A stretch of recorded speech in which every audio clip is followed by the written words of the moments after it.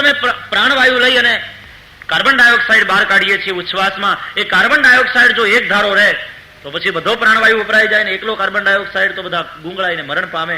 પણ ભગવાનને આપણી ચિંતા છે એટલે કાર્બન ડાયોક્સાઇડ માંથી વળી પાછો ઓક્સિજન બનાવવાના એને કારખાના ઉભા કર્યા. તે એટલે આ ઝાડવા. વૃક્ષ સૂર્યના તડકામાં કાર્બન ડાયોક્સાઇડ લે અને ઓક્સિજન આપે.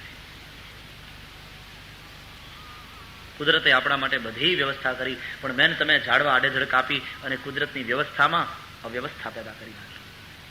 એટલે ઋતુચક્ર પણ અવ્યવસ્થિત થઈ ગયું. નદીઓ એ ભગવાનની નાડી છે. જો નાડી શુદ્ધ નહીં હોય આપણી તો માણસ રોગી થશે. નાડી શુદ્ધિ હોવી જોઈએ. એમ જો નદીઓ શુદ્ધ નહીં હોય ને નદીઓનું પાણી પ્રદૂષિત હશે તો વિરાટ નારાયણનું આરોગ્ય જોખમાં છે. વિરાટ નારાયણ એટલે સમાજ, જગત, તો એનું આરોગ્ય જોખમાં છે. ભારતમાં ગંગાજીને સાફ કરવા માટે 450 કરોડની યોજના બનાવવી પડી. એ નદીઓની અંદર ઇન્ડસ્ટ્રીઓના કચરા ઠલવાતા રહ્યા, શહેરોની ગટરો ઠલવાતી રહી, નદીઓના પાણી પ્રદૂષિત થયા. વિરાટ નારાયણની નાડીઓ બગડી એટલે વિરાટ નારાયણનું એટલે કે સમાજનું સ્વાસ્થ્ય બગડે. નદીઓ શુદ્ધ હોવી જોઈએ. એટલે તો વેદોમાં આપણા ઋષિઓએ માગ્યું કે અમારા દેશમાં નદીઓ 12 મહિના વહેતી રહે અને શુદ્ધ જળ વહાવતી રહે.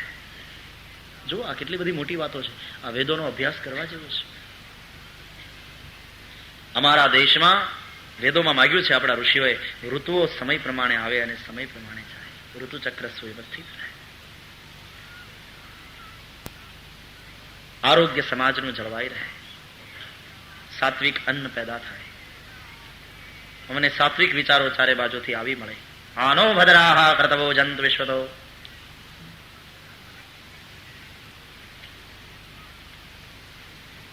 જે કંઈ દેખાય તે બધું પરમાત્માનું સ્વરૂપ છે. આવી ધારણા કરો. બ્રાહ્મણ, ક્ષત્રિય, વૈશ્ય, શૂદ્ર એ પરમાત્માના મસ્તક, ભુજા, ઉરુ અને ચરણ છે. પાતાળી ભગવાનની પાની છે.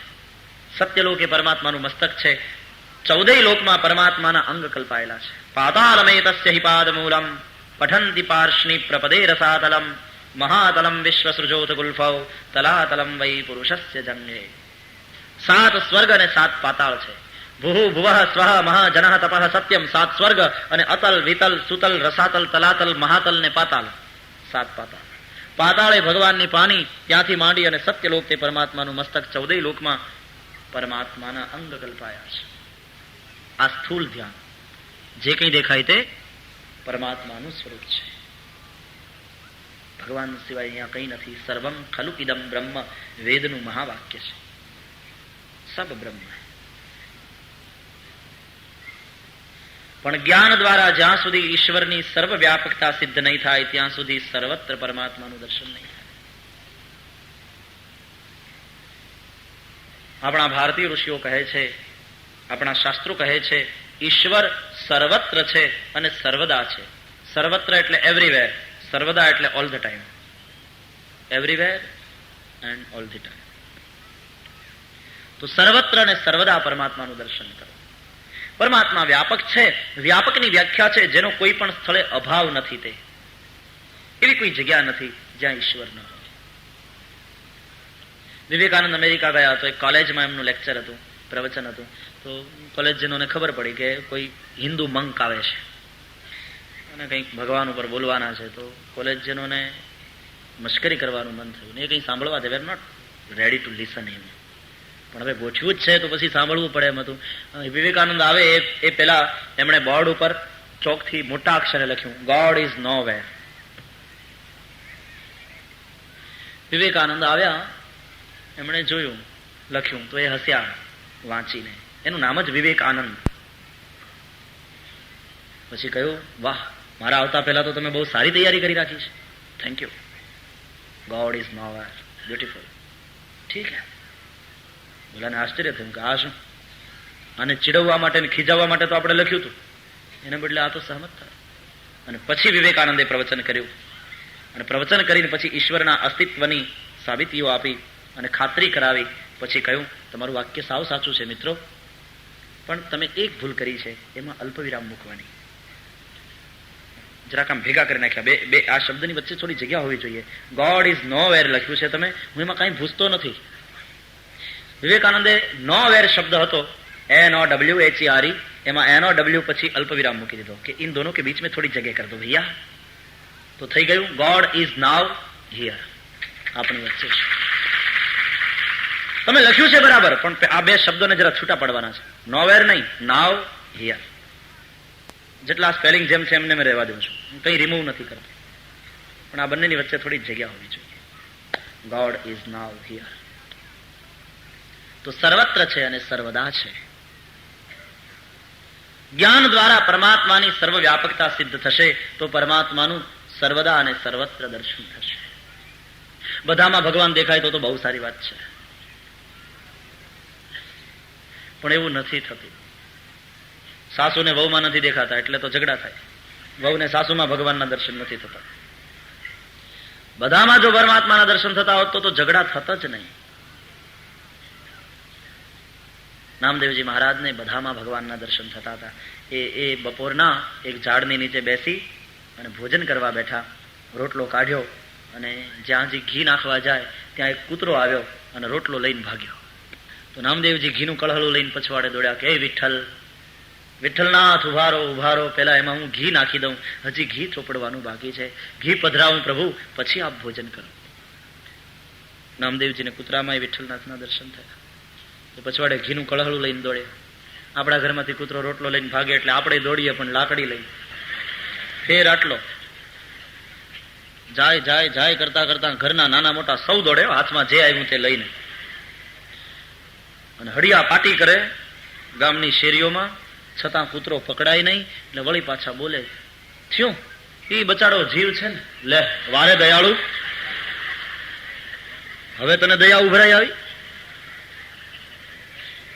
એ બચાડો જીવ છે, ભલે લઈ ગયો રોટલો, મારા દાદા વાહે પાછો, એમ કે દાદા પાછળ બધું આવું જ કાઢતો લાગે તું. એ બચાડો જીવ છે. જીવ શું, એના જીવને જોખમે લઈને ભાગ્યો, તે દીધો નથી. એને હાથમાં આવ્યો તો ભાંગી નાખ્યો હોત તેને.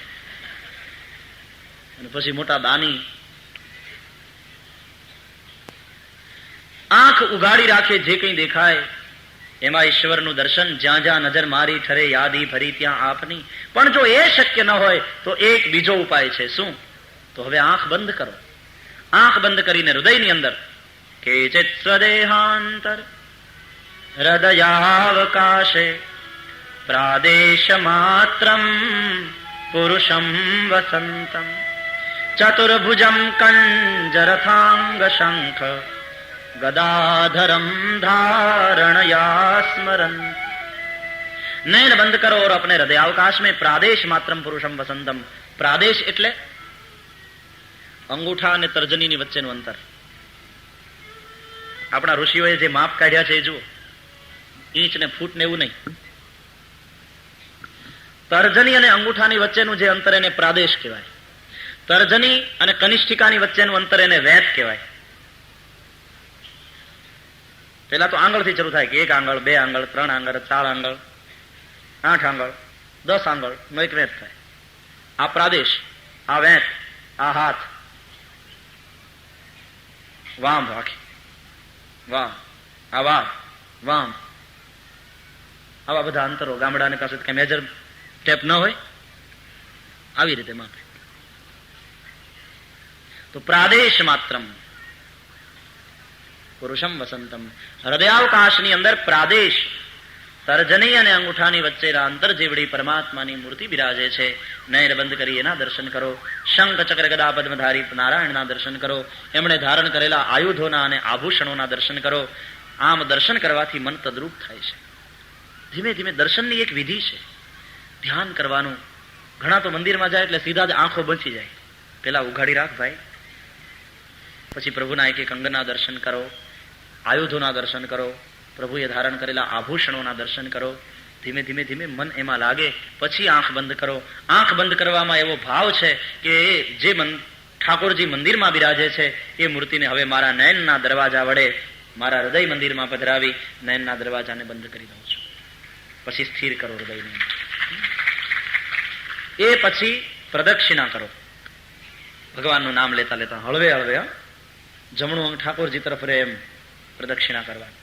ઘણા પ્રદક્ષિણા એવી કરે જાણે હડકાયું કૂતર્યું વાહે નથી હોય, ભાગે સીધો. ધીમે ધીમે ભગવાનના નામનો જપ કરતા પ્રદક્ષિણા કરવાની અને પછી દંડવત કરવાના. કપડા બગડી જવાની બીક ન હોય તો. નર કપડન કો ડર હૈ લેકિન નરક પડન કો નહીં. નરકમાં પડવું પડશે એની એને બીક નથી, કપડન કો ડર. દંડવત કરવાના અને પછી જે કંઈ આપણે પધરાવવું હોય એ વિનયથી ગોલકમાં પધરાવી દેવાનું, ફેંકવાનું નહીં. ઘણા તો સીધા પૈસો ફેંકે. જાણે ભગવાનને કહેતો ન હોય જોઈ લેજે આપણું દસ્યું, પાછળથી કહેતો નહીં ખોટું હતું. એ લક્ષ્મીપતિ છે, એને તારા દસ્યાની શું જરૂર છે? જે કંઈ પધરાવવું હોય તે વિનયથી ગોલકમાં પધરાવીએ અને પછી એમને બહાર નહીં નીકળી જવાનું. મંદિરના ઓટલા ઉપર બેસવાનું, વિધિ એમ કહે છે. ઓટલા ઉપર બેસીને તમારે તમારા જેઠાણીને હમણાં કેમ ચાલે છે એમ નહીં. ઓટલા ઉપર બેસી અને થોડી વાર ભગવાનના બે નામ લેવા, સંકીર્તન કરવાનું. ક્યોંકि હરિભજન બીના સુખ શાંતિ નહીં,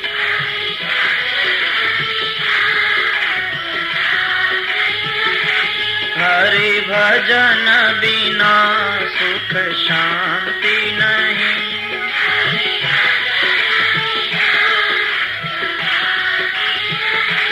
પ્રભુ નામ વિના આનંદ નહીં,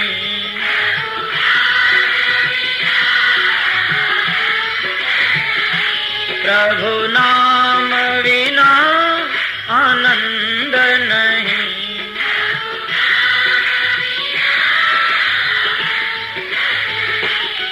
હરિભજન બિના સુખ શાંતિ નહીં.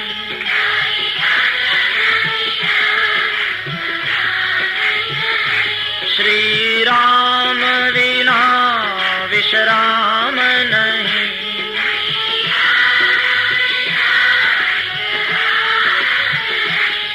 શ્રી રામ વિના વિશ્રામ નહીં.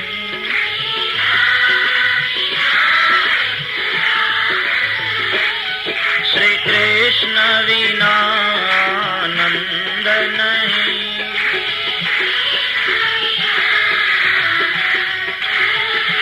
હરિભજન બિના સુખ શાંતિ નહીં.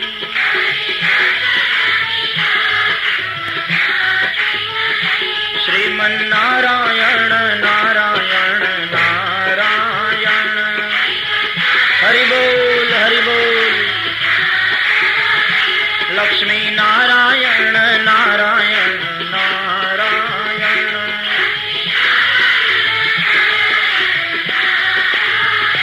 બદ્રી નારાયણ નારાયણ નારાયણ,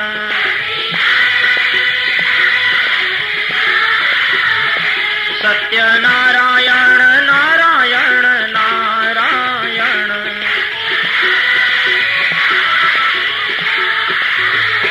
સૂર્ય નારાયણ નારાયણ નારાયણ,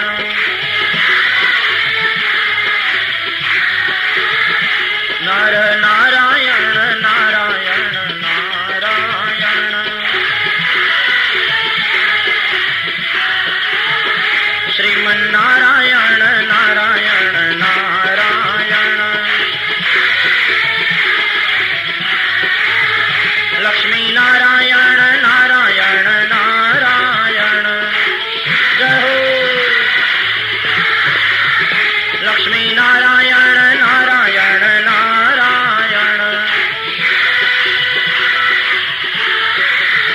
બદ્રી નારાયણ નારાયણ નારાયણ, શ્રીમન નારાયણ નારાયણ નારાયણ,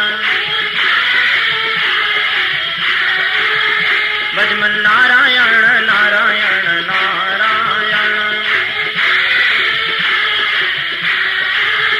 શ્રીમન નારાયણ, ભજમન નારાયણ, શ્રીમન નારાયણ, ભજમન નારાયણ, શ્રીમન નારાયણ, भजमन्नारायण श्रीमन्नारायण।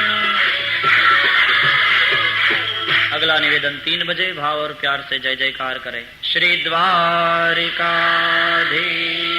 की जय, श्री गोवर्धन नाथ की जय, श्री गिरिराज धरण की जय, श्री बालकृष्ण लाल की जय, सद्गुरु देव की जय। ओम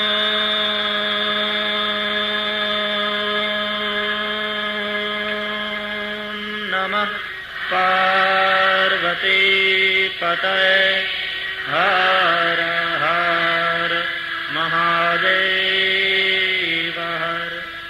जय जय श्री राधे, जय जय श्री राधे, जय जय श्री राधे। श्री वृंदावन विहारी लाल की जय।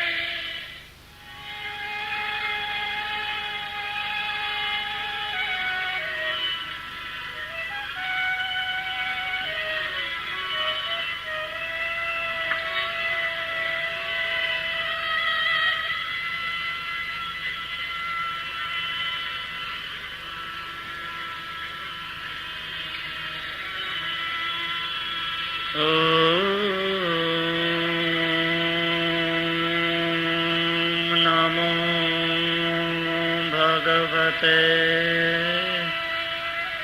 वासुदेवाय।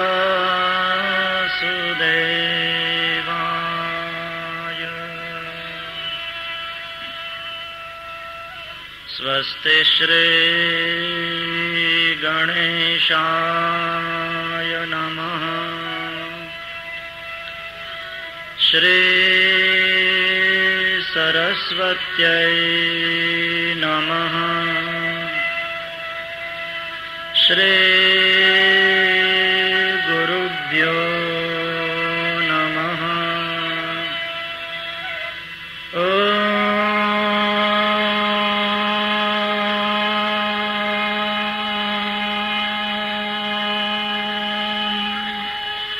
नमः पार्वती पतये हर हर महादेव हर। वंशे विभूषितकरान् नवनीरदाभात्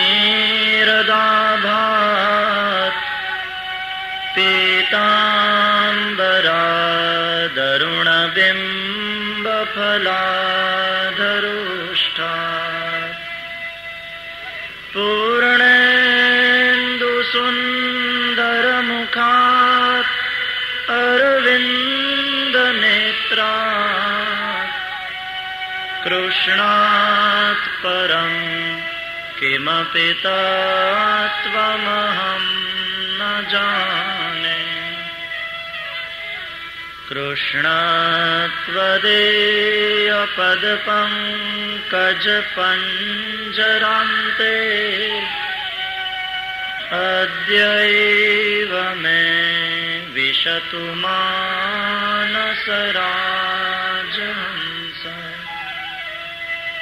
प्राणप्रयाणसमये कफवातपित्तये कण्ठावरोधनविधौ स्मरणं कुतस्ते। श्रीद्वारिकाधीश की जय, श्री बालकृष्ण लाल की जय, सद्गुरु देव की जय।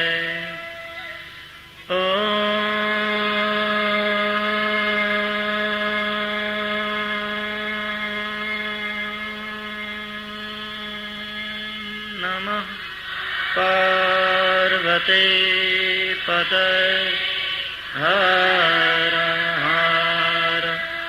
महादेव हर हरे कृष्ण कृष्ण कृष्ण हरे हरे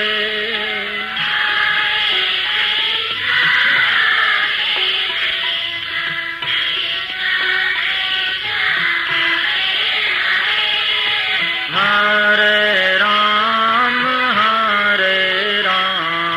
राम राम हरे हरे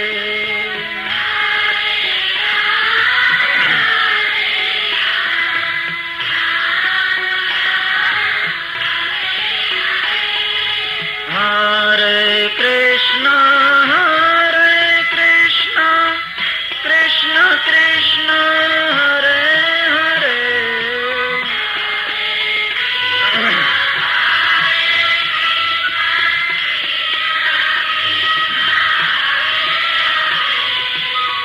हरे राम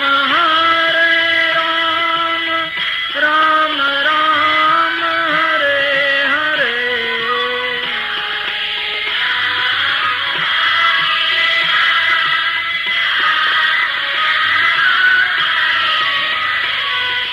हरे कृष्ण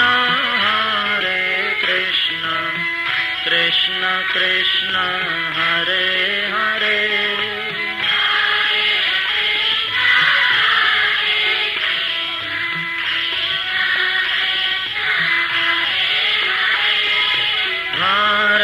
राम राम राम हरे हरे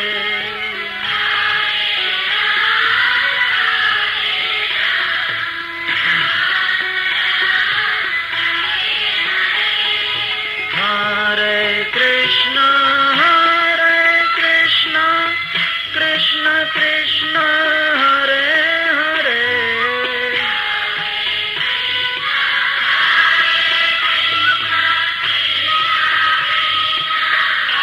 हरे राम राम राम हरे हरे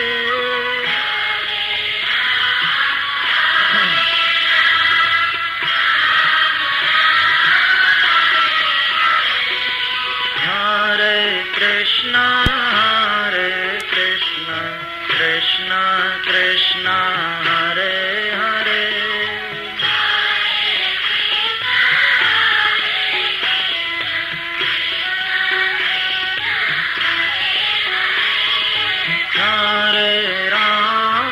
हरे राम राम राम हरे हरे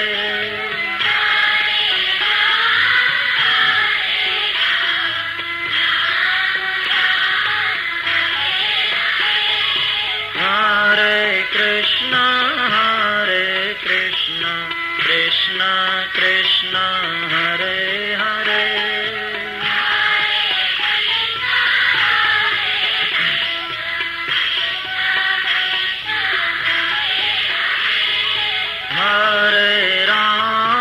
हरे राम राम राम हरे हरे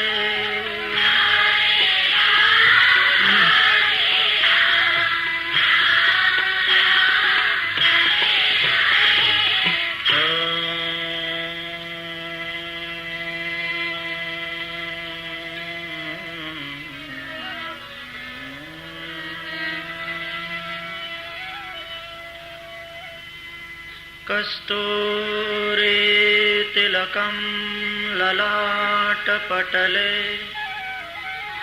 वक्षःस्थले कौस्तुभम् नासाग्रे वरमौक्तिकं करतले वेणुः करे कङ्कणम् सर्वांगे हरिचन्दनं सुललितं कंठे च मुक्तावली गोपस्त्रे परिवेष्टितो विजयते गोपालचूडामणि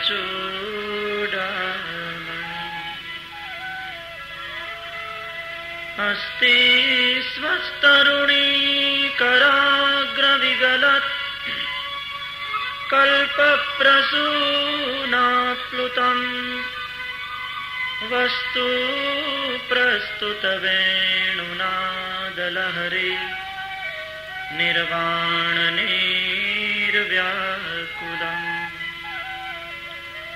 स्रस्तस्रस्तनिबद्धनीविविलसत् गोपीसहस्रावृतम् हस्तन्यस्तनतापवर्गमखिलो दारं किशोराकृते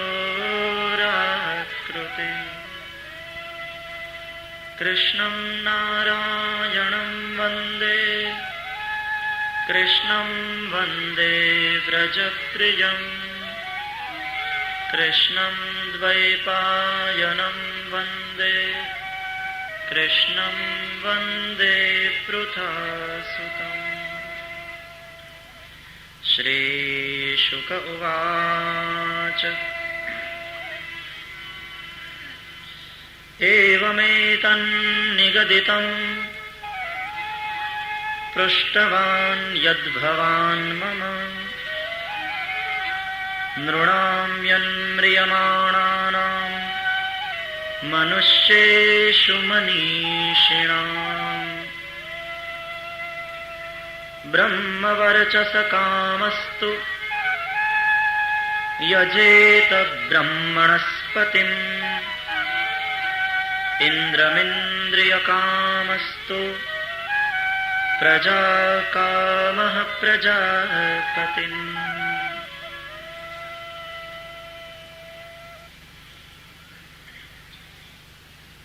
બે પ્રકારના ધ્યાન બતાવ્યા, સ્થૂલ ધ્યાન અને સૂક્ષ્મ ધ્યાન. या तो आंखें खुली रखो और आंखों से जो दिखाई पड़ता है उस सब में ब्रह्म की धारणा करो. यहां ब्रह्म से जुदा कुछ है नहीं. सर्वम खलु इदम ब्रह्म नेह नानास्ति किंचन. जो कुछ दिखाई पड़ता है सब में ब्रह्म है. लेकिन ज्ञान के द्वारा जब तक भगवान की सर्वव्यापकता सिद्ध नहीं होगी तब तक सर्वत्र और सर्वदा श्री हरि के दर्शन संभव नहीं. एक दूसरा उपाय, आंखें बंद कर लो, हृदयावकाश में चतुर्भुज नारायण का दर्शन करो. एक सिद्धांत तो यह कहता है सब में परमात्मा. दूसरी बात यह है सब परमात्मा में. या तो नैन खोल कर देखो सब में परमात्मा को, या तो सब परमात्मा में है ऐसा समझकर नैन बंद कर लो और हृदयावकाश में नारायण के दर्शन करो. हृदय में नारायण के दर्शन करना ये भक्त की भूमिका है. भक्त अपने हृदय में नारायण को बसा लेता है.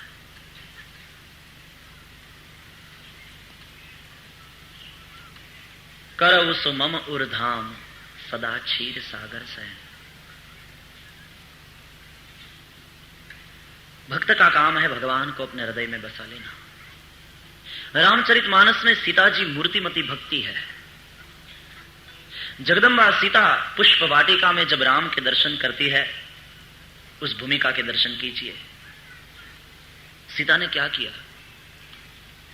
लोचन मग लोचन मग राम ही उर आनी. लोचन मग राम ही उर आनी. लोचन मग राम ही उर आनी. लोचन. नयनना दरवाजा वडे श्री राम ने हृदय में पधराव्या.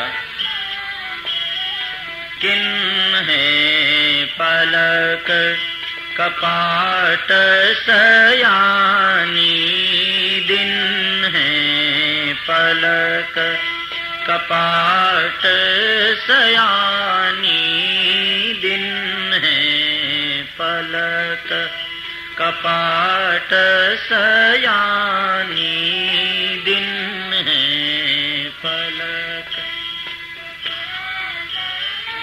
નયનના દરવાજા વડે શ્રી રામને હૃદય મંદિરમાં પધરાવી અને શયાની સીતાએ દિન હે પલક કપાટ अपने नयन रूपी दरवाजे बंद कर दिए। भक्त बसा लेता है अपने हृदय में नारायण को।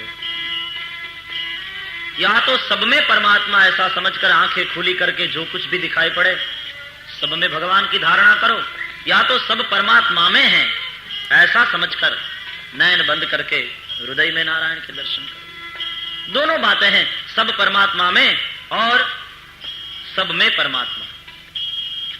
माळा होय तो एमा दोराમાં पारा છે કે પારામાં દોરો છે, સાચું શું? कौन सी बात सच है? दोराમાં पारा છે એ સાચું કે પારામાં દોરો છે એ સાચું?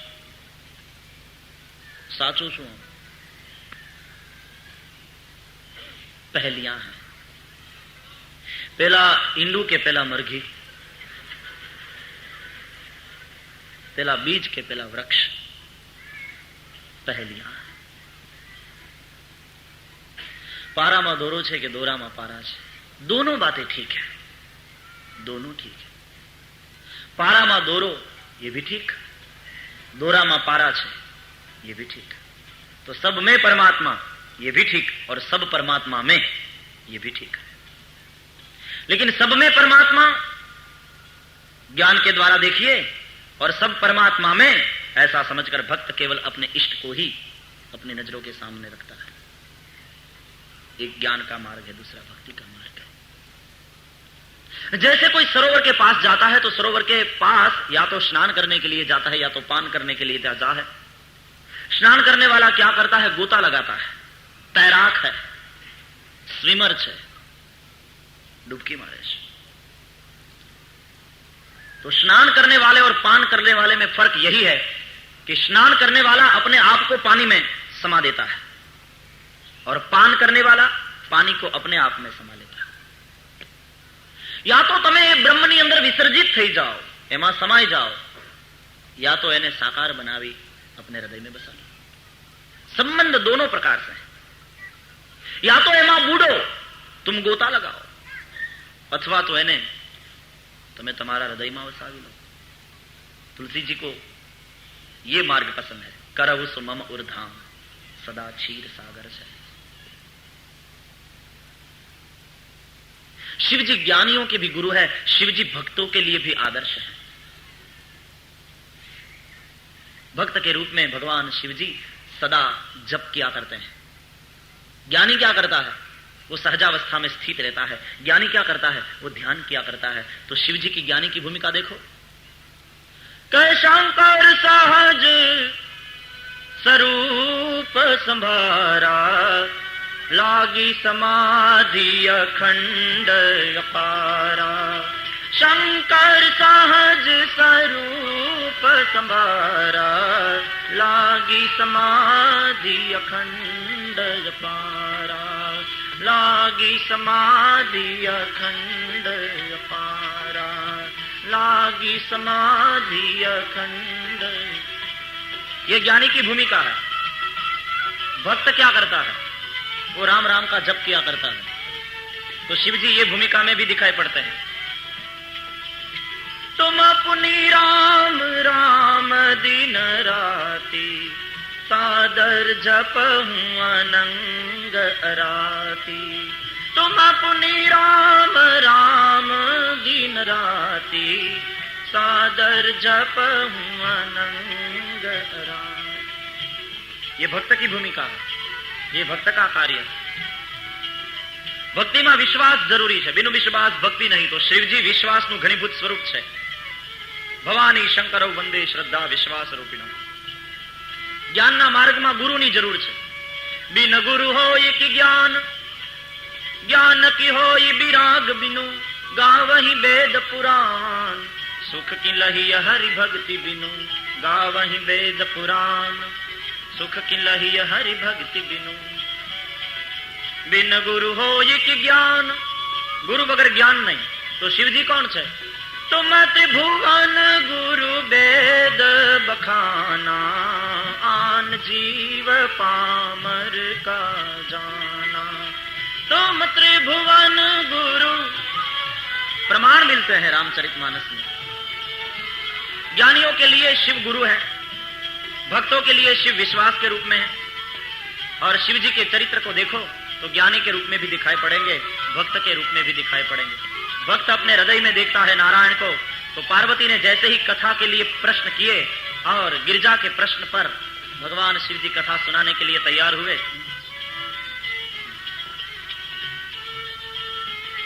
क्या भक्तनी भूमिका। प्रेम पुलक लोचन जल छाय, हरहि राम चरित सब आए। प्रेम पुलक लोचन जल छाए, हरहि राम चरित सब आए। प्रेम पुलक लोचन, हरहि राम चरित सब आए। हृदय में भगवान राम के दर्शन करने के पश्चात करि प्रणाम राम ही त्रिपुरारी, हर्ष सुधा सम गिरा उचारे। या तो તમે ભગવાનમાં સમાઈ જાઓ, या तो ભગવાનને તમે તમારામાં સમાવી લો। અહીંયા તરવું, અરે અહીંયા બુડવું એ પણ ભવસાગરને તરવા बराबर છે। भगवान के मंदिर में जाकर सब भगवान से प्रार्थना कर रहे थे, हे भगवान हमने तार जे, हमने तार जे, भवसागर हारण तारणहार हमने तार जे। एक भक्त गया, उसने कुछ अलग प्रार्थना की, मारे तरवू नहीं प्रभु, कशु कहवाने आव्यो छू, कर गरवा नहीं आव्यो। ये बड़ी तेजस्वी बोले, हूँ करगर तो नहीं, आ निवेदन छे। कशु कहवाने आव्यो छू, कर गरवा नहीं आव्यो। बीजानी जेम आ जीवन ने अनुसरवा नहीं आव्यो। बधा के हमने तारजे तो शू मारे केवानुं तारजे। कशु कहवाने आव्यो छू, कर गरवा नहीं आव्यो। बीजानी जेम आ जीवन ने अनुसरवा नहीं आव्यो। दयाना सागर तू मने तारामा समावी ले। हे दयाना सागर, दयाना सागर तू मने तारामा समावी ले। हूँ अहींया डूबवा आव्यो छू, प्रभु तरवाने नहीं आव्यो। हूँ अहींया डूबवा आव्यो छू, प्रभु तरवाने नहीं आव्यो। डूब जाओ तो भी सार्थक, दोनों मार्ग, दोनों ठीक। પણ એક વસ્તુ સમજી લો કે જ્ઞાનની ભૂમિકા ઉપરથી જે વાક્ય બોલવામાં આવે એ ભક્તિની ભૂમિકા ઉપરથી ક્યારેક ખોટું લાગે, અને ભક્તિની ભૂમિકા ઉપરથી ભક્તિના સંદર્ભમાં જે વાક્ય બોલવામાં આવે એ જ્ઞાનના સંદર્ભમાં ખોટું હોય છે। वाक्य के संदर्भ में कभी कभी आप ये पाएंगे कथा में भी कि एक ज वक्ताना निवेदनों क्यारेक विरोधाभासी होय। एनु कारण ए छे कि कयुं निवेदन कई भूमिका उपरथी बोलायुं छे, कई दृष्टिथी बोलायुं छे ए जरूरी छे, कया संदर्भमां बोलायुं छे ए बहु जरूरी छे। ज्ञानी और भक्त दोनों की दृष्टि अलग अलग होती है। गुरु शिष्य संवाद कर रहे हैं, सत्संग हो रहा है ज्ञान की भूमिका पर। शिष्य गुरु ने पूछे छे कि महाराज परब्रह्म शू छे? बोले बेटे परम सत्य ही परमात्मा है, परब्रह्म, ब्रह्म सत्यम। अच्छा महाराज ये बताइए उस परम सत्य को हम कैसे उपलब्ध हो? ये परम सत्य की प्राप्ति कई रीते करवी? गुरु कहे छोड़ो ये बातें, सत्य की प्राप्ति संभव ज नहीं, शक्य नहीं सत्य की प्राप्ति। क्यों? बोले सत्य के बारे में दो बातें याद रख ले बेटा। क्या? एक तो सत्य असीम है और दूसरी बात सत्य अखंड है। जो असीम है और अखंड है उसे प्राप्त करना संभव नहीं। असीम और अखंड को प्राप्त करना शक्य ही नहीं, संभव नहीं। જેની सीमा हो એને प्राप्त કરી શકાય और जो खंडों में बांटा जा सके उसे धीरे धीरे करके आप प्राप्त कर सकते हो। लेकिन जो असीम है जिसकी कोई सीमा ही नहीं, सागर को पूर्णतया प्राप्त करना संभव है? अरे सागर की तो और भी सीमा है, लेकिन सत्य तो असीम। और अखंड। 5 ટન ઘઉં આપણાથી ન ઉપડે તો વાંધો નહીં, ધીમે ધીમે કરીને 2-2, 5-5 કિલો કરીને પણ આપણે ઘઉં ને બધાને આ જગ્યાએથી પેલી જગ્યાએ ફેરવી શકીએ, क्योंकि खंड है, खंडों में बांटा जा सकता है। सत्य तो अखंड है। તો એક તો અસીમ છે અને બીજું અખંડ છે। એટલા માટે તો સત્યને માપવા માટેનો કોઈ એકમ નથી। જો કાપડને માપવું હોય તો મીટર કે વાર, ધરતીને માપવી હોય તો મીટર વાર, દૂધને કે વગેરેને માપવું હોય તો લીટર, બીજું કોઈ વજન કરવું હોય તો કિલો, ક્વિન્ટલ। પણ સત્યને માપવા માટેનું કોઈ એકમ ખરું કે 2 વાર સત્ય કે 5 વાર સત્ય, 3 લીટર સત્ય કે 5 લીટર સત્ય? अखंड है ना, એટલા માટે એના માપનો કોઈ એકમ નથી। तो असीम है और अखंड है, इसलिए उसको प्राप्त करना संभव नहीं। तो शिष्य पूछ्યું महाराज तो પછી સાધનાનો અર્થ શું? साधना व्यर्थ? तो गुरु ने कहा नहीं, साधना करनी है ये परम सत्य को पाने के लिए नहीं, हकीकत में साधना का अर्थ है उस परम सत्य में स्व को विसर्जित कर देना। साधना का अर्थ है अपने आप को मिटाना, साधना का अर्थ है उस परम सत्य में स्व को विसर्जित कर देना। એટલા માટે જ્ઞાની खुद को मिटाने में लगा हुआ है, मिटता है। जैसे बिंदु सिंधु में मिल जाता है, पाना नहीं है, होना है। बिंदु सागर को पाना नहीं चाहता, बिंदु सिंधु होना चाहता है। तो क्या करता है कि बिंदु अपने आप को गवा देता है, सागर में अपने आप को समा देता है, तो बिंदु बिंदु मिट जाता है, सिंधु हो जाता है। और इस होने में ही प्राप्ति समाई हुई। होता क्या है? पाने में सीमित अहंकार बचता है। मैंने पाया तो मैं तो बना रहा ना, मैंने पाया। कृष्ण मेरे, तो मेरा तो बचा रहा, मैं बचा रहा। यहां तो मैं को मिटाना है, स्व को विसर्जित करना है उस परम सत्य में। बिंदु बिंदु मिट गया तो सिंधु हो गया। पाना नहीं है, होना है, और होने के लिए मिटना पड़ता है, यह सूत्र है। जब तक आप मिटते नहीं तब तक आप हो नहीं सकते। इसलिए ज्ञानी हो जाता है। क्या हो जाता है? ब्रह्म, अहम ब्रह्मास्मि, ब्रह्म हो गया। जैसे ही ब्रह्म ज्ञान हुआ, ब्रह्मविद ब्रह्मैव भवति, ब्रह्म हो जाता है। और होने के लिए मिटना पड़ता है, अपने आप को मिटा। तो साधना का अर्थ है स्व को मिटाना। उस सत्य को पाना नहीं है, यह संभव नहीं है, शक्य नहीं है। उस परम सत्य में स्व को विसर्जित कर देना।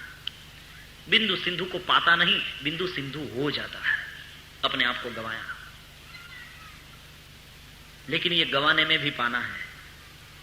बुद्धि की दृष्टि से सोचोगे तो बुद्धि कहेगी बिंदु बिंदु मिट गया, यह तो गवाना हुआ। लेकिन हृदय की दृष्टि से सोचोगे तो यह कहेगा भले बिंदु बिंदु मिट गया लेकिन सिंधु हो गया, यह भी कोई गवाना हुआ भला, यह तो पाना ही पाना है। ये ज्ञान का मार्ग है। लेकिन भक्त कहता है मुझे होना नहीं, मुझे पाना है। देखो तद्दन उल्टू। भक्त कहे नहीं, पाना संभव है। अगर वो सीमित असीम है तो हम उसे सत्सिम बना देंगे, अगर वो अखंड है हम उसे खंड बना देंगे, अगर वो निराकार है हम उसे नराकार बना देंगे, अगर वो विराट है हम उसे वामन बना देंगे, अगर वो ब्रह्म है हम उसे बेटा बना देंगे, अगर वो परमात्मा है हम उसे पुत्र बना देंगे। अपनी भक्ति से प्रेमते प्रकट हो ही मैं जाना। भक्त कहता है नहीं, मुझे पाना है, और पाता भी है। भक्ति की दृष्टि से यह बात सच भी है। पा लेता है भक्त, वश कर लेता है प्रभु को, बांध देता है अपनी प्रेम की डोर में परमात्मा को। वो कहता है नहीं, मुझे होना नहीं है, मैं तो दास हूं, मैं दासो हम। ज्ञानी कहता है सो हम, भक्त कहता है दासो हम। मुझे पाना है, मैं दास हूं, अपने मालिक को रिझाऊंगा, उसे प्रसन्न कर लूंगा, उसे पा लूंगा। किस तरह? बोले शरणागत बनकर। भक्त कहे नहीं, पाना संभव है। अगर वो सीमित असीम है तो हम उसे सत्सिम बना देंगे, अगर वो अखंड है हम उसे खंड बना देंगे, अगर वो निराकार है हम उसे नराकार बना देंगे, अगर वो विराट है हम उसे वामन बना देंगे, अगर वो ब्रह्म है हम उसे बेटा बना देंगे, अगर वो परमात्मा है हम उसे पुत्र बना देंगे। अपनी भक्ति से प्रेमते प्रकट हो ही मैं जाना। भक्त कहता है नहीं, मुझे पाना है, और पाता भी है। भक्ति की दृष्टि से यह बात सच भी है। पा लेता है भक्त, वश कर लेता है प्रभु को, बांध देता है अपनी प्रेम की डोर में परमात्मा को। वो कहता है नहीं, मुझे होना नहीं है, मैं तो दास हूं, मैं दास, दासो हम। ज्ञानी कहता है सो हम, भक्त कहता है दासो हम। मुझे पाना है, मैं दास हूं, अपने मालिक को रिझाऊंगा, उसे प्रसन्न कर लूंगा, उसे पा लूंगा। किस तरह? बोले शरणागत बनकर। तो एक तो स्थूल ध्यान है, बीजू सूक्ष्म ध्यान છે। આ ધારણા દ્રઢ થાય, મન તદાકાર થાય, પછી જ્યારે શરીર છોડવાનો સમય આવે, મૃત્યુ નજીક આવે, ત્યારે આપણે ગમે એમ ગુજરી જઈએ એવું યોગીનું નથી હોતું। एड़ी से मूल स्थान दबाया, प्राणों को अनाहतादि षड चक्रों में घुमाता हुआ ले आया ब्रह्मरंध्र में, ब्रह्मरंध्र से प्राण गए तो मुक्त हो गया। अब जिसे मुक्ति चाहिए, मन इंद्रियों सबको छोड़कर जाना पड़ता है, और जो मृत्यु के बाद स्वर्गादि सुख की इच्छा करता है वो सहैव गच्छेन मनस इंद्रियश्च, मन और इंद्रियों को साथ में ले जाता है। कारण के स्वर्गना सुखना अनुभव माटे मन અને इंद्रियों की जरूर पड़े। ये सुख का अनुभव किससे होता है? मन और इंद्रियों से। तो वहां मन और इंद्रियों की आवश्यकता होती है। પછી સકામ સાધના હોય તો કઈ કઈ વસ્તુ માટે કોની કોની આરાધના કરવી એ બધું બતાવ્યું છે।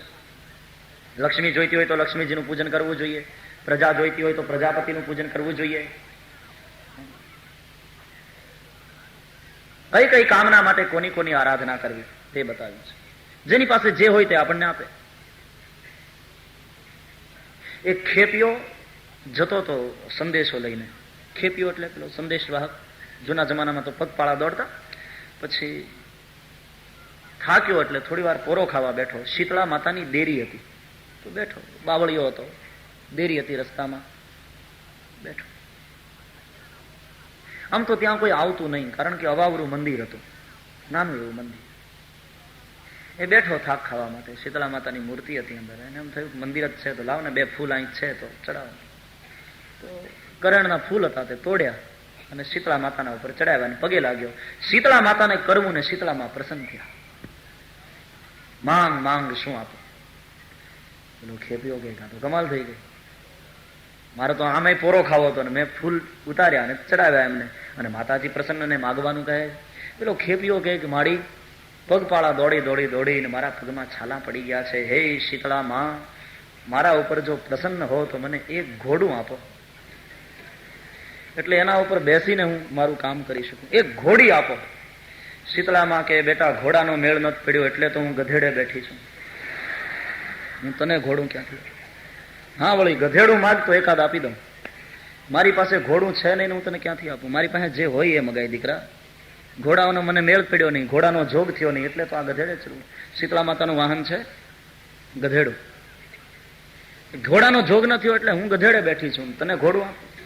એટલે જે જોતું હોય એના માટે એની આરાધના। રામાપીરને પ્રસન્ન કરીને ઘોડું માગે તો બરાબર છે, પણ શીતળા માને કઈ, તો કઈ વસ્તુ માટે કોની આરાધના કરવી તે બતાવે। આવી ધારણા વડે જ પરમાત્મા સર્જન પાલન અને વિસર્જન કરે છે। આમ જ્યાં બોલ્યા સુખદેવજી પરીક્ષિતે પ્રશ્ન કર્યો, બ્રહ્મન સૃષ્ટિનું સર્જન પાલન અને વિસર્જન કઈ રીતે થાય છે તે મને સમજાવો। શૌનકજી કથા સાંભળી નૈમિષારણ્યમાં સૂતજીને પ્રશ્ન કરે છે, હે સૂત, શુક અને પરીક્ષિતનો દિવ્ય સંવાદ શરૂ થયો, બડા આનંદ આ રહા હૈ હમે। આ કથા સાંભળ્યા પછી તો અમને એમ થાય છે કે જેને પોતાના કાન વડે શ્રીહરિની કથા નથી સાંભળી એના કાને કાન નથી, સર્પને રહેવાના દર છે। જેને પોતાના નયનો દ્વારા પરમાત્માનું દર્શન નથી કર્યું એની આંખ આંખ નથી, મોરપંખ જેવી શોભાની માતા। જેની જીભે કદી શ્રીહરિનું નામ લીધું નથી એની જીભ જીભ નથી, એ દેડકાની જીભ સમાન છે। જેનું મસ્તક કદી દેવગુરુ બ્રાહ્મણને જોઈ અને નમ્યું નથી એનું મસ્તક એ કડવા તુમડા સમાન છે। જેના ચરણ ચાલીને કદી તીર્થયાત્રા માટે ગયા નથી એના ચરણ એ ઝાડના થડ જેવા છે। એ હૃદય વજ્ર જેવું છે, પાષાણ જેવું છે, જે કદી હરિની કથા સાંભળીને પીગળ્યું નથી। દિલે બતોરુક્રમ વિક્રમાન્યે ન શૃણવતઃ કર્ણપુટે નરસ્ય, जिह्वा सतीदार्दुरिकेव सूत, न चोपगायत्युरुगाय गाथा, बर्हायिते ते नयने नराणाम् લિંગાને વિષ્ણોર્ન નિરીક્ષતો યે પાદૌ નૃણામ તૌ ધ્રુવ જન્મ ભાજૌ ક્ષેત્રાણિ નાનુવ્રજતો હરેર્યૌ. આ જ શ્લોકોનું રામચરિત માનસમાં तुलसीजीએ भाषांतर કર્યું. और तुलसी को कोई आपत्ति नहीं. तुलसी जी ने तो स्वयं स्पष्टता की है. नाना पुराण निगमागम सम्मतम यद रामायणे निगदितम क्वचित अन्यतः अपि स्वांत सुखाय तुलसी रघुनाथ गाथा भाषा निबंध मति मंजुल मातमोति. નાના પુરાણ, વિવિધ પ્રકારના પુરાણમાંથી પણ મને જે સારી વસ્તુ લાગી તે મેં આમાં લીધી છે. તો ભાગવતના અમુક શ્લોકોનું સીધું ટ્રાન્સલેશન તમને રામચરિત માનસમાં જોવા મળશે. આ શ્લોકોનું ભાષાંતર તુલસીજીએ બાલકાંડમાં કર્યું. जिन हरि कथा सुनी नहीं काना श्रवण रंध्र अहि भवन समाना. जिन हरि कथा सुनी नहीं काना श्रवण रंध्र. जिन हरि कथा सुनी नहीं काना श्रवण रंध्र अहि भवन समाना. जिन हरि कथा सुनी नहीं काना श्रवण रंध्र अहि भवन. अहि એટલે સર્પ. नयन ही संत दरस नहीं देखा. नयन ही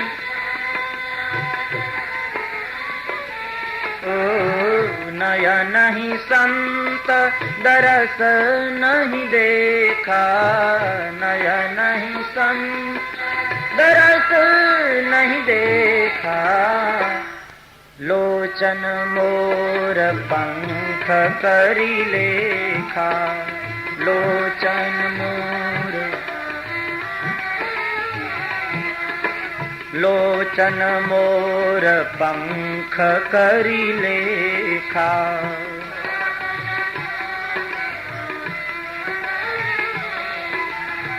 मंगल भवन अमंगल हारे द्रवहु सुदशरथ अजीर बिहारी.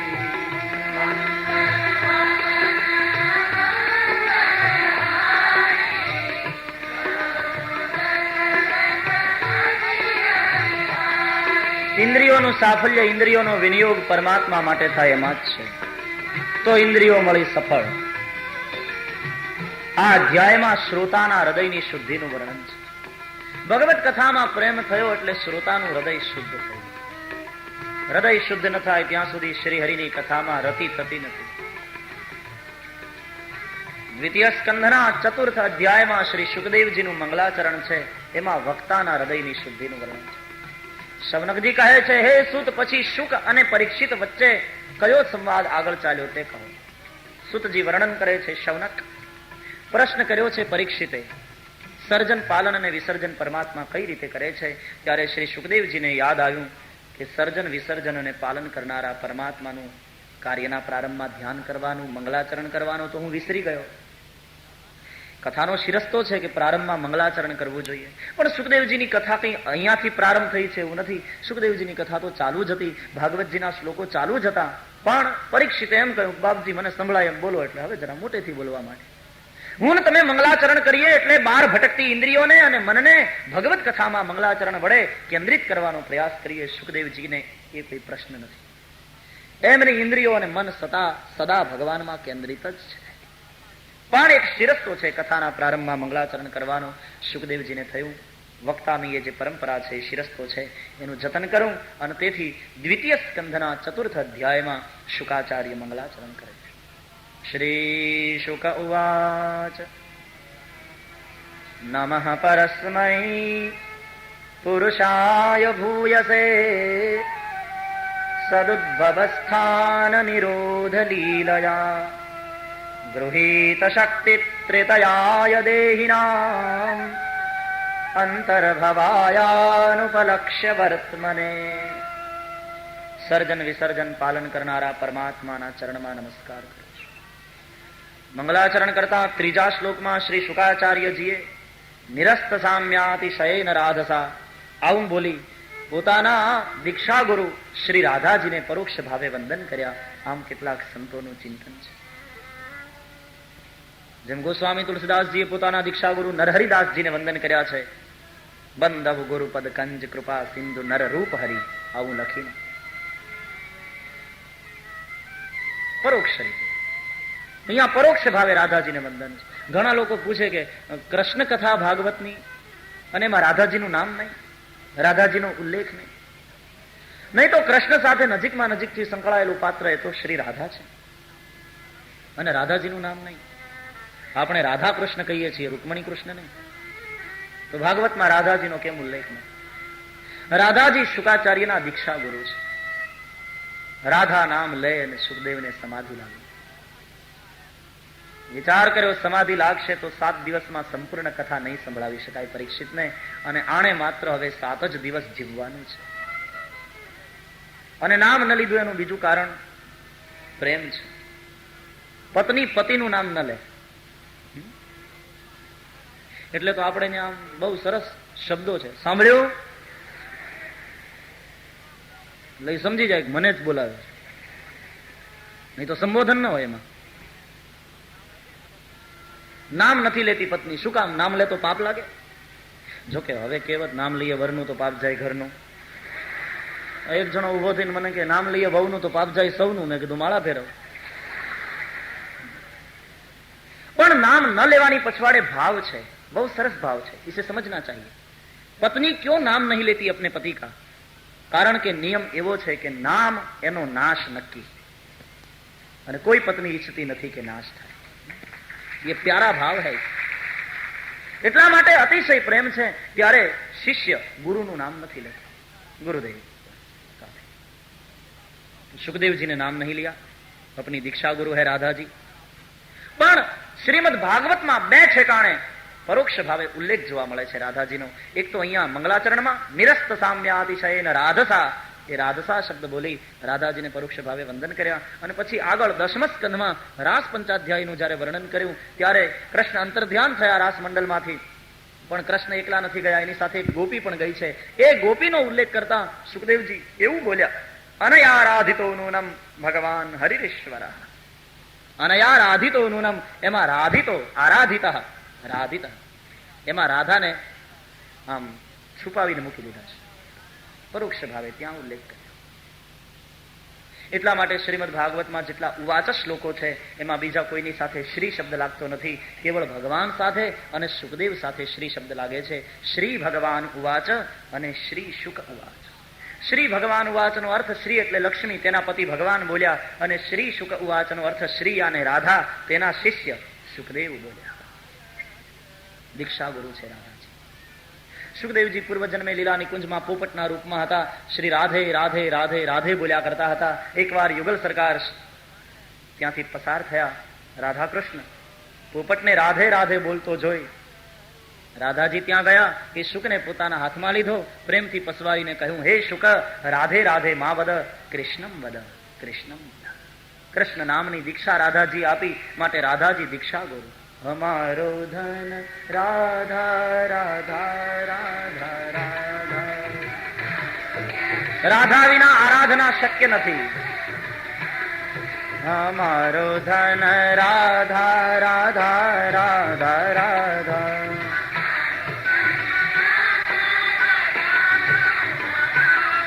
हमारो धन राधा राधा राधा राधा राधा.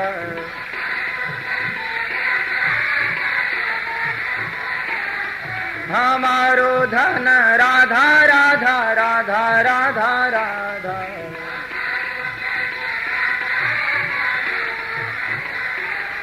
हमारो धन राधा राधा राधा राधा.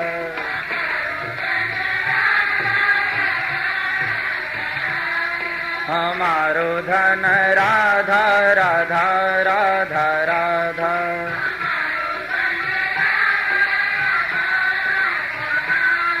हमारो धन राधा राधा राधा राधा.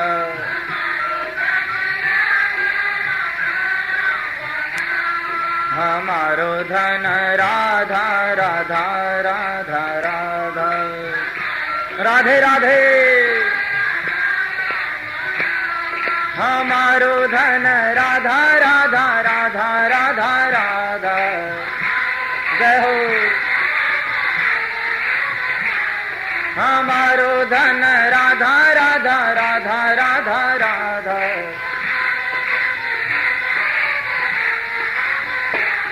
हमारो धन राधा राधा राधा राधा,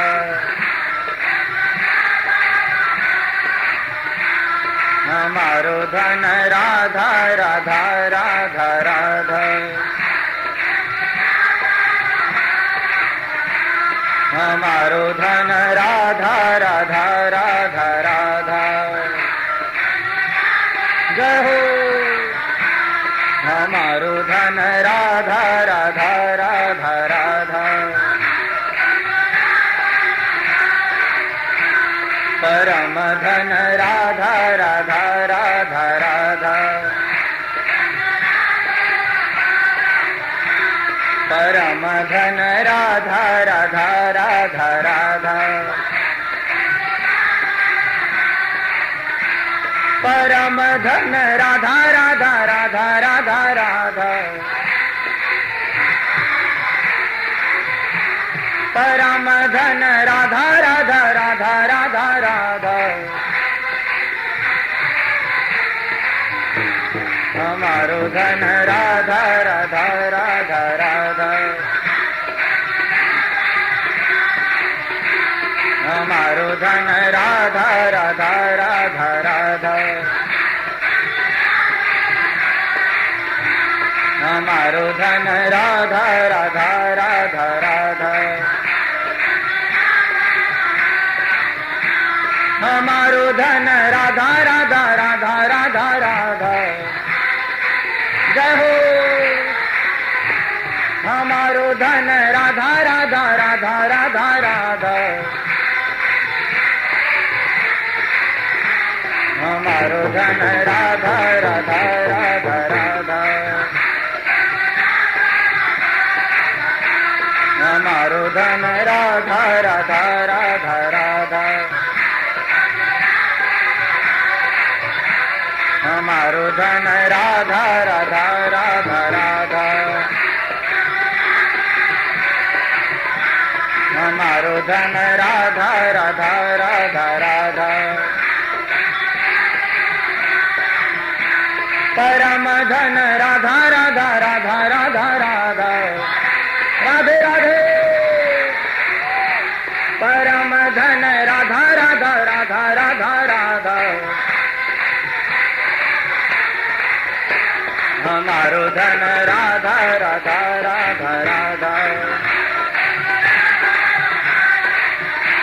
परम धन राधा राधा राधा राधा, परम धन राधा राधा राधा राधा,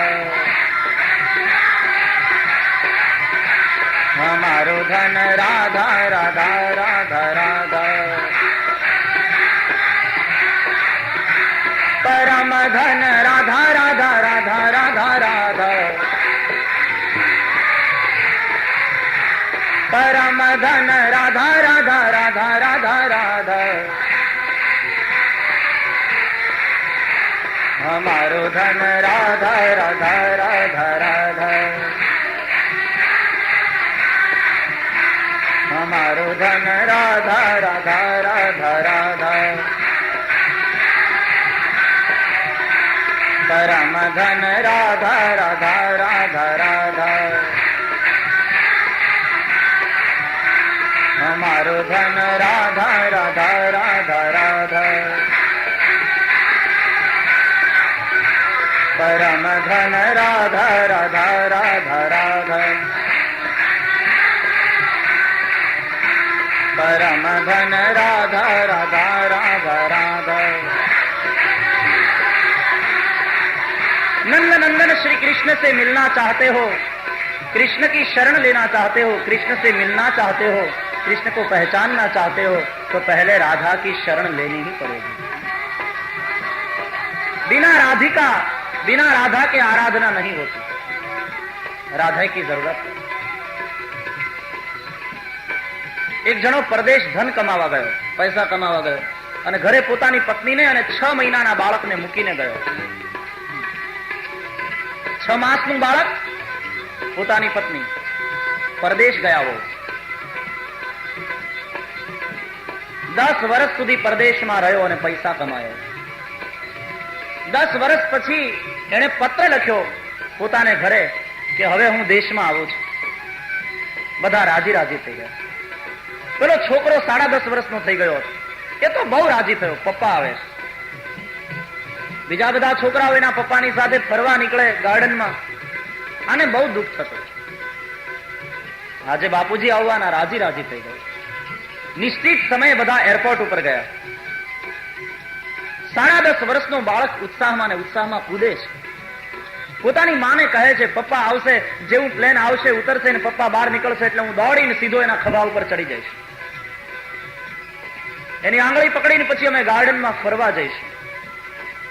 એનો બહુ ઉત્સાહ જોયો અને એની બાએ કહ્યું કે બેટા હું તારા ઉત્સાહને સમજુ છું, પણ તારા પપ્પા ગયા ત્યારે તું માત્ર 6 મહિનાનો હતો.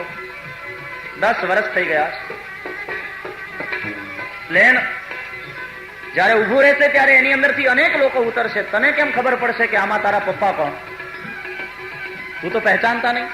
और शायद ये भी हो सकता है तेरे पप्पा भी तुझे पहचान न पाए क्योंकि तुझे 6 महीने का छोड़कर गए.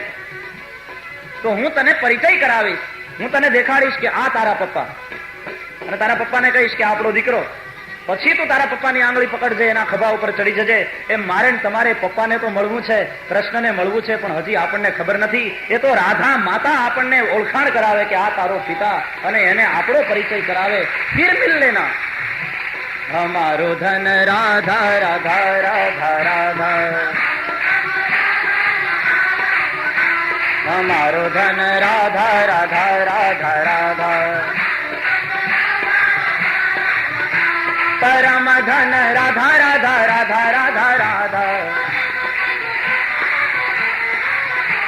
પરમ ધન રાધા રાધા રાધા રાધા રાધા,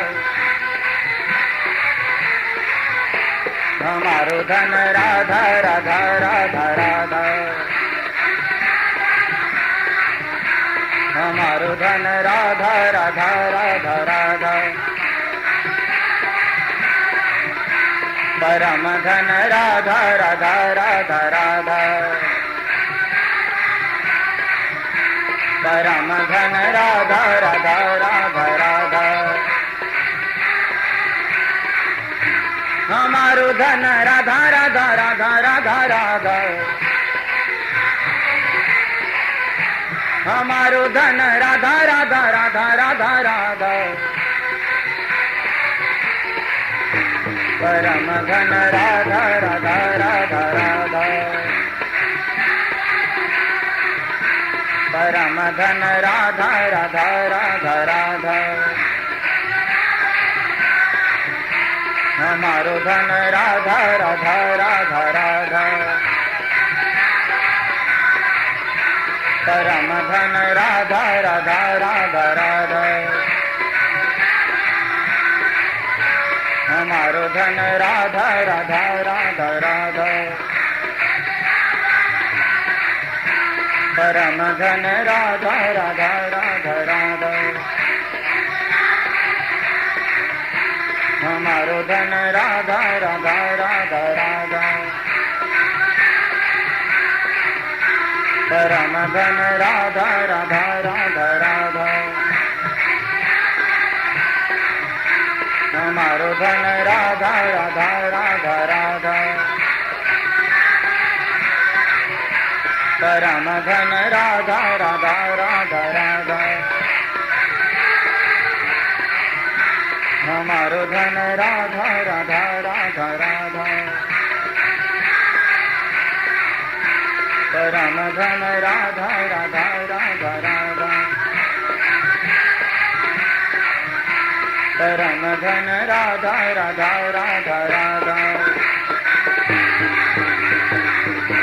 परम धन राधा राधा राधा राधा,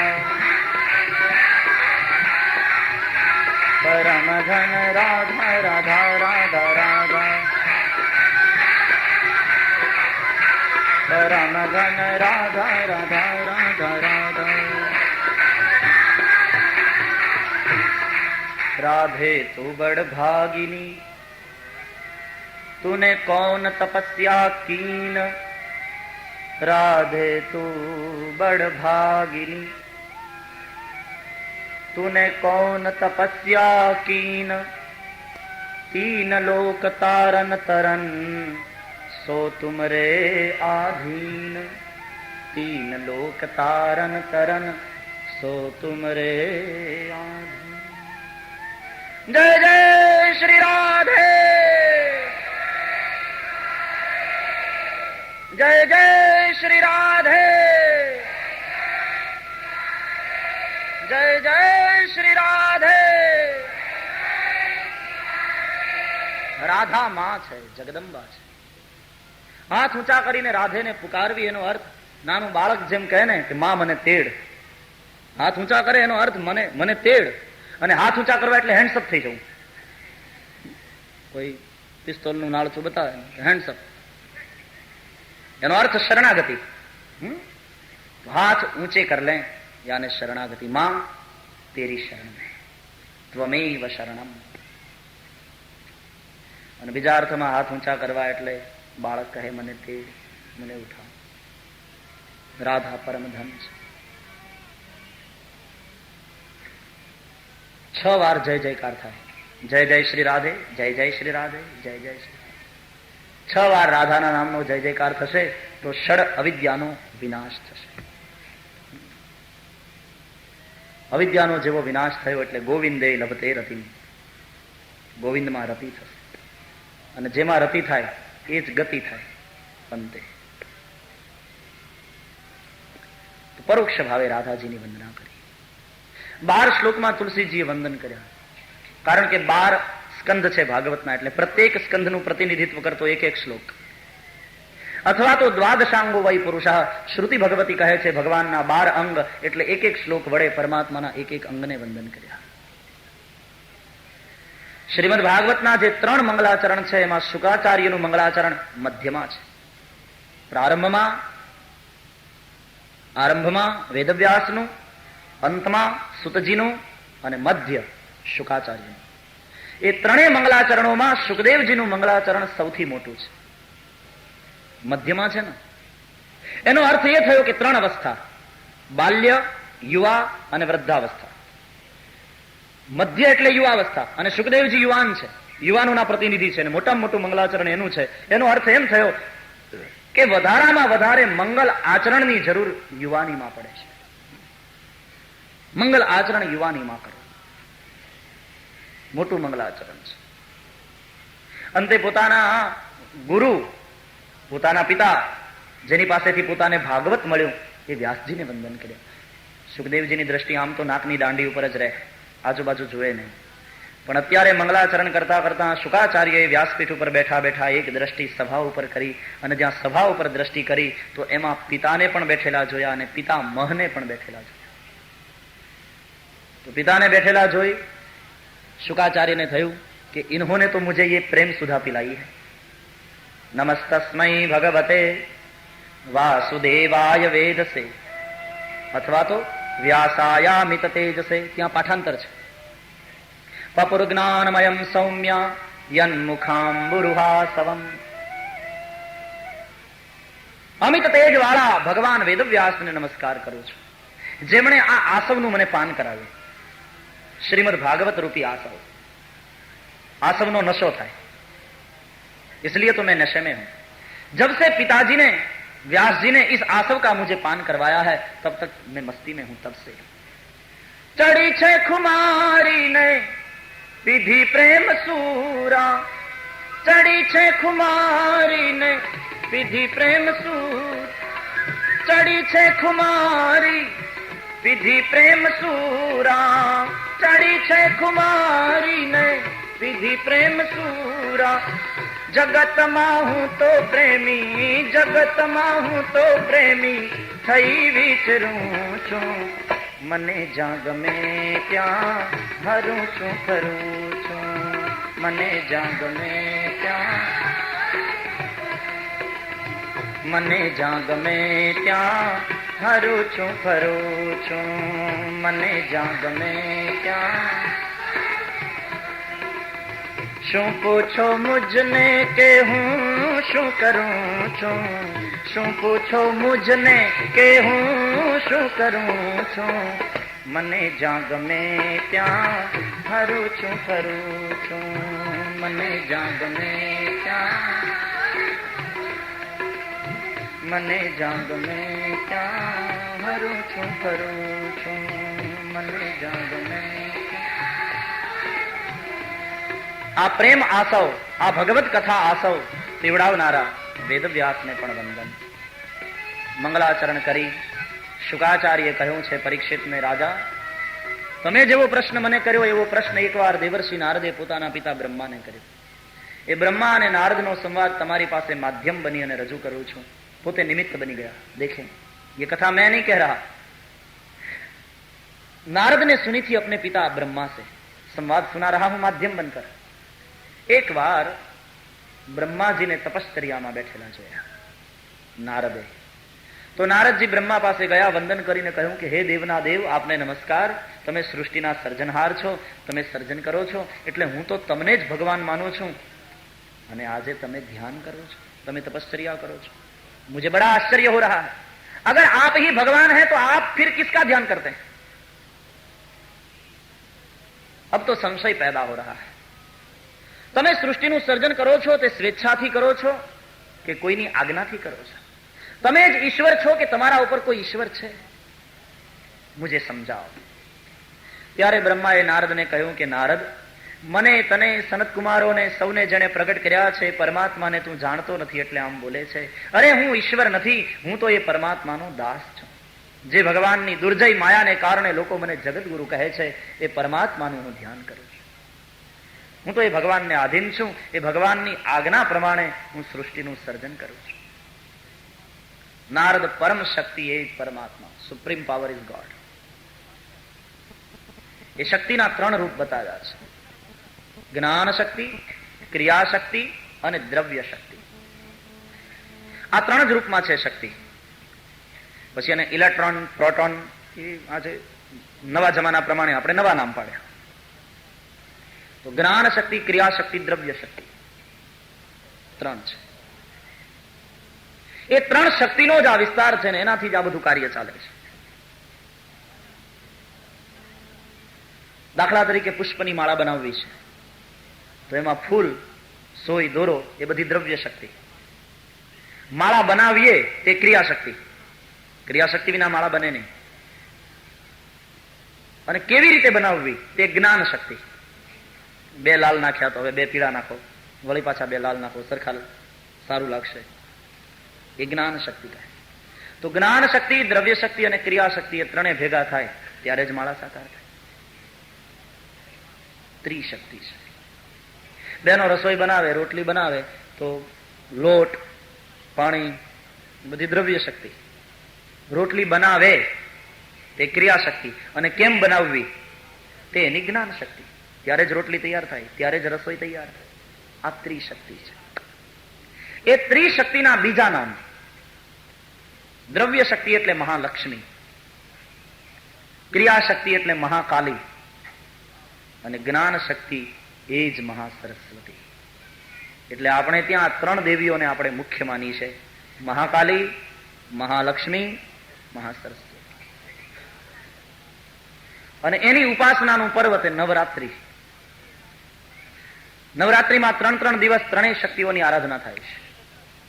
પ્રથમ 3 દિવસ ક્રિયા શક્તિ મહાકાલીની ઉપાસના, પછી 3 દિવસ દ્રવ્ય શક્તિ મહાલક્ષ્મીની ઉપાસના, પછી 3 દિવસ જ્ઞાન શક્તિ મહાસરસ્વતીની ઉપાસના. વૃતે જ્ઞાનાન્ન મુક્તિ, જ્ઞાનથી મુક્તિ. આમ ત્રિશક્તિની આરાધના કરીએ ત્યારે મોહરૂપી મહિષાસુર મરે, અથવા તો મોહરૂપી રાવણ મરે. મોહ દશ મૌલી તદભ્રાત અહંકાર પાકારી જીત કામ વિશ્રામ હારી.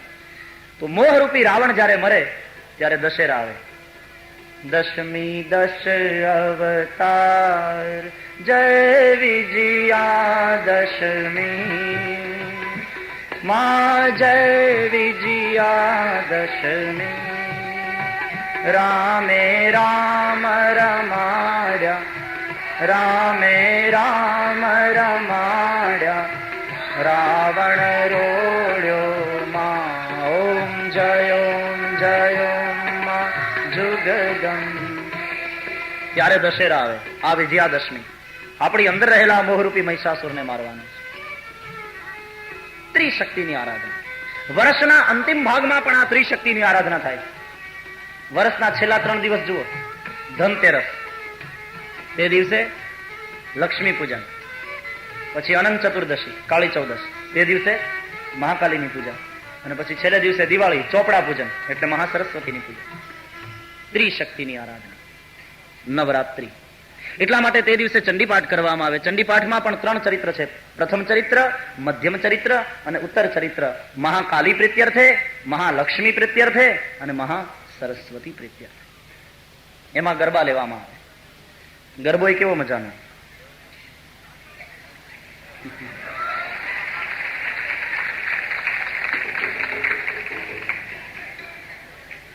ધીરા ખમો. ગરબો તો તૈયાર થવા દો, ગડબડ કરો માં. ગરબો કેવો મજાનો. માટીનું પાર્યું, એમાં વળી પાછા છિદ્રો પાડ્યા હોય, એને ધોળ્યું હોય, એના ઉપર જુદી જુદી ડિઝાઇન, શ્રી ને સાથિયાને બધું કાઢ્યું હોય, એના ઉપર જરી ચોંટાડી હોય, શણગારે, એમાં વળી દીવડો. શું કામ આ બધું? શા માટે ગરબામાં છિદ્રો? શા માટે એમાં દીવડો? કવિ સોચા. ઉત્સવ પ્રિય ખલુ મનુષ્ય. લોકો ઉત્સવ પ્રિય છે. આપણા ઋષિઓએ ઉત્સવ વડે અધ્યાત્મ સમજાવવાની કોશિશ કરી, એટલે લોકોને સમજાઈ જાય. ગરબો છે પ્રતીક છે મારા ને તમારા શરીરનું, આપણા દેહનું. આ શરીરમાં એ છિદ્રો છે ને, આરે નગરીને 10 દરવાજા, તે ગરબામાં પણ છિદ્રો. ગરબાને આપણે શણગારીએ, એમ આને શણગારીએ છીએ કપડાથી, ઘરેણાથી, પફ પાવડર ને કોસ્મેટિક્સથી, આને શણગારીએ. પણ ગરબો પૂજાય ક્યારે? ગરબામાં દીવડો હોય ત્યારે. એમાં ગરબો ત્યાં સુધી પૂજાય જ્યાં સુધી એની અંદર આત્મ જ્યોતિ પ્રકાશતી. પૂજા વ્યક્તિની નહીં, પૂજા શક્તિની થાય. જો દીવડો ના હોય તો ગરબો પૂજ્ય મટી જાય, પછી એનું વિસર્જન થઈ જાય. भीतर आत्म ज्योति. दिया है, दिया भले ही मिट्टी का बना हुआ हो, लेकिन ज्योति जो है, ज्योति मृणमयी नहीं, ज्योति चिन्मयी है. और उस चिन्मय में तन्मय हो जाना, उसी का नाम ध्यान है.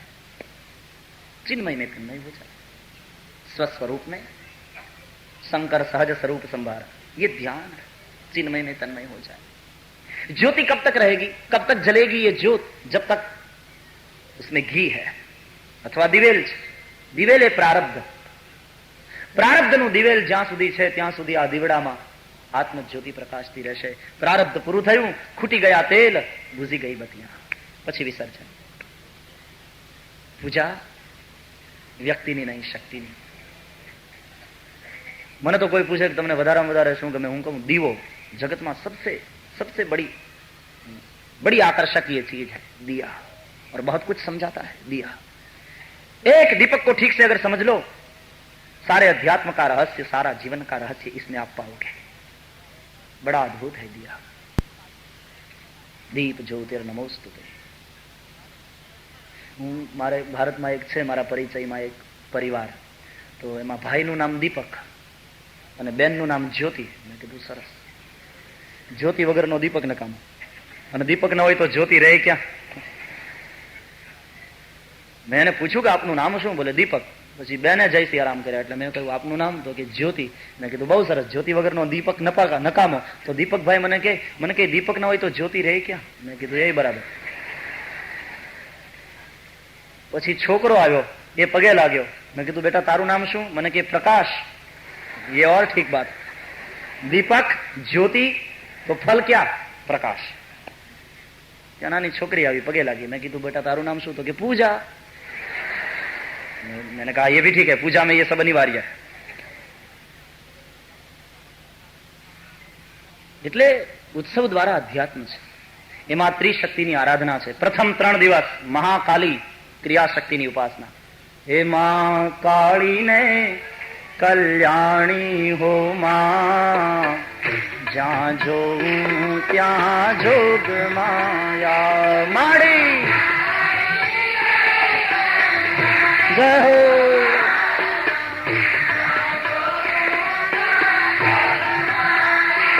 માડી કાળીને કલ્યાણી હો માં, જ્યાં જોઉં ત્યાં જોગ माया.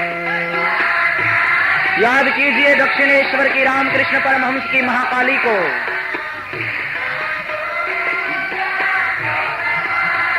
ए माने चारे वेद मां वखाणी मोरी मां, જ્યાં જોઉં ત્યાં જોગ માયા.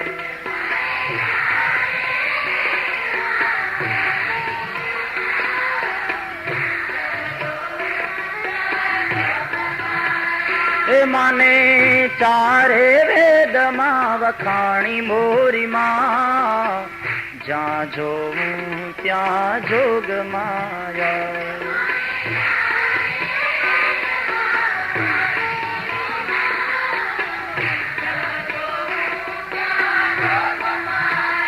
એ માને પેલા તે યુગમાં જાણી મોરી માં, જ્યાં જોઉં ત્યાં જોગ માયા.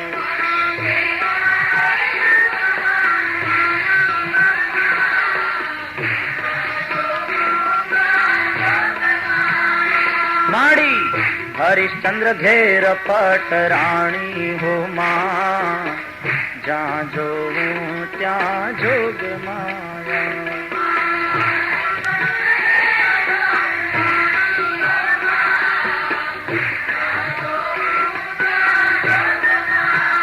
એમાં તારામતી કે વાણી મોરી માં, જ્યાં જોઉં ત્યાં જોગ માયા.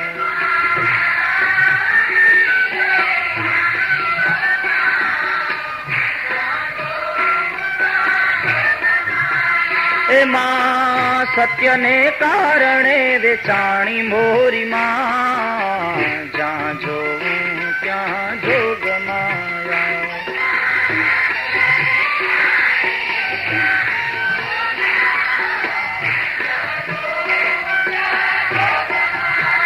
એ તને ચારે